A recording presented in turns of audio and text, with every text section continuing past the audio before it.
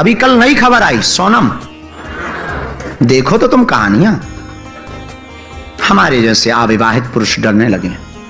पहले लगता था अरेंज मैरिज सही है, फिर लगता था लव मैरिज सही है, अब दोनों ही बेकार लग रहे हैं जब से ये राजा वाला कांड सुना है। बड़ा बेकार है। राधे राधे भक्तों, मेरा नाम मधु है। आशा करता हूँ कि आप सभी बागेश्वर धाम सरकार के आशीर्वाद से पूर्ण रूप से सुखी, स्वस्थ और भक्ति भाव में मग्न होंगे। आज के इस वीडियो में आपको एक बहुत ही भावुक और प्रेरणादायक सीख मिलने वाली है, इसलिए कृपया इसे अंत तक जरूर देखें। आज गुरुजी ने सोनम मदर केस को लेकर बहुत ही भावुक और गहराई से भरा हुआ बयान दिया।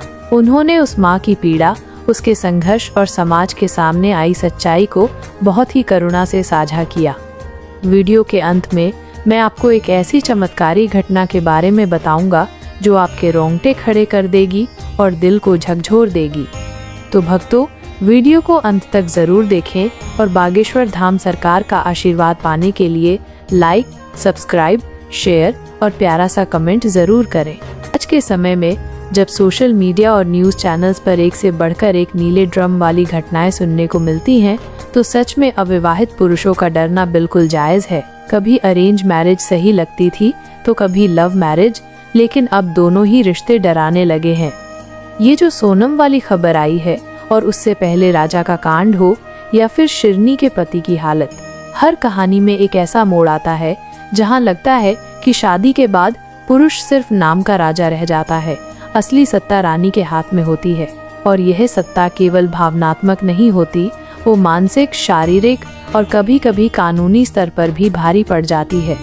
हमने बचपन में सुना था कि विवाह दो आत्माओं का मिलन होता है, पर अब ये मिलन कभी कभी जेल की सलाखों तक ले जाता है। एक तरफ तो पत्नियां घर की लक्ष्मी कहलाती हैं, तो दूसरी तरफ जब विवाद होता है तो वही लक्ष्मी केस नंबर 498A- बनकर सामने आ जाती है। अब बात करते हैं उस विवाहित पुरुष की जिसने बड़ी ही गंभीरता से कहा था, औरत के आगे न बुद्धि चलती है न शक्ति। ये बात सुनकर पहले तो हंसी आई थी, लेकिन अब धीरे धीरे ये वाक्य अनुभव में बदल रहा है। जिस तरह ग्रह नक्षत्र बदलते हैं, वैसे ही शादी के बाद पति की दशा बदलती है। शादी के पहले वो शेर होता है और बाद में शेरनी का शिकार। आपने नवग्रहों की बात की तो बिल्कुल सही कहा। शनि, राहु, केतु जैसे ग्रह उल्टा चलने लगे तो आदमी का हाल वही होता है जो आजकल इन न्यूज़ स्टोरीज में दिख रहा है।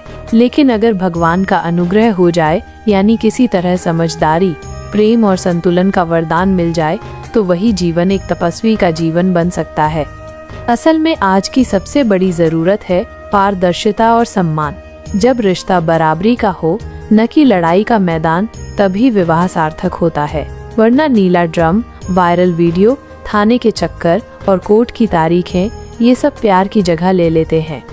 इसलिए जो अविवाहित हैं वो सोच में हैं शादी करें या संन्यास लें, और जो विवाहित हैं वो भगवान से प्रार्थना करते हैं, हे प्रभु, ये जो नवग्रह उल्टे चले हैं, कृपा करके एक बार सीधे कर दो और उस 10वें ग्रह यानी आपके अनुग्रह की वर्षा कर दो। नहीं तो अब बस चप्पल और ड्रम का ही डर रह गया है।